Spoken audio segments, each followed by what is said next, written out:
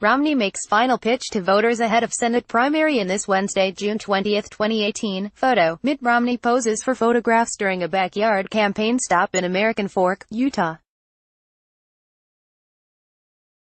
Romney is flashing his familiar smile at city parks and backyards in Utah's mountains and suburbs this week, making his final pitch after being forced into a Republican primary against a conservative state lawmaker. At stake is being the party's representative to vie for the Senate seat long held by retiring Republican Senator Orrin Hatch.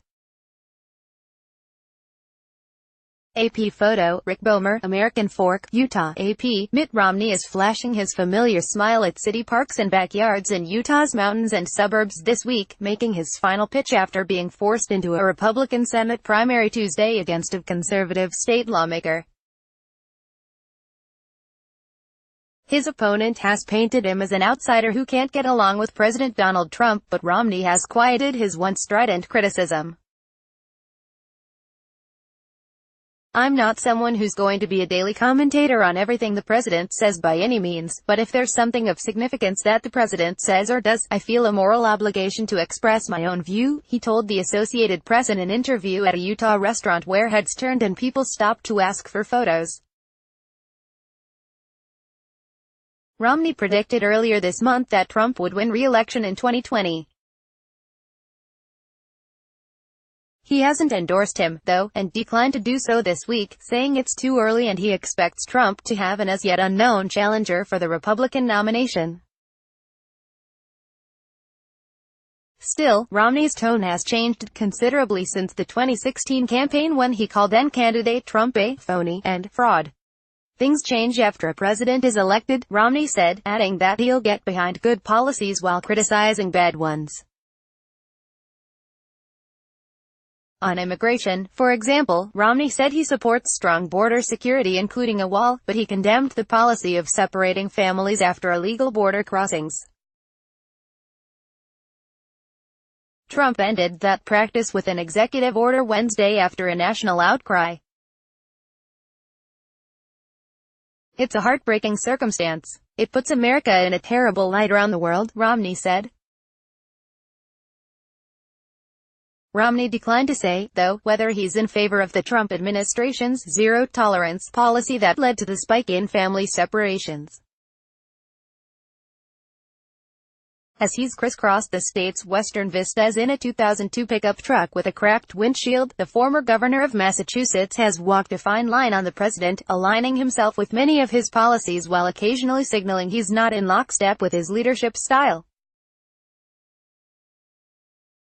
At 71, Romney is looking to restart his political career in Utah, where he's a beloved adopted son known for turning around the 2002 Salt Lake City Olympics and for his status as the first Mormon major party presidential candidate.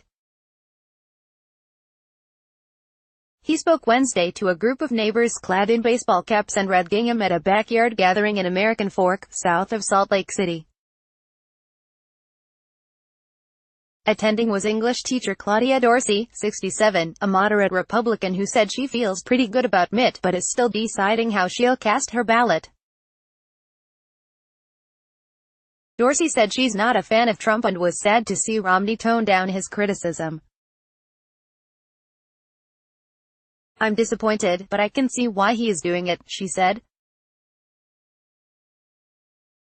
"In order to get anywhere in the Republican Party, you need to be over on that far side, and so that's very limiting for those of us who, we don't want to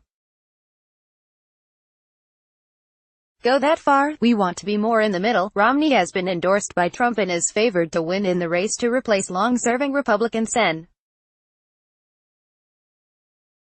Orrin Hatch, who is retiring. But he was forced into a runoff primary after a loss at the state's party convention, where a core group of hard right-leaning Republican Party members narrowly chose State Rep.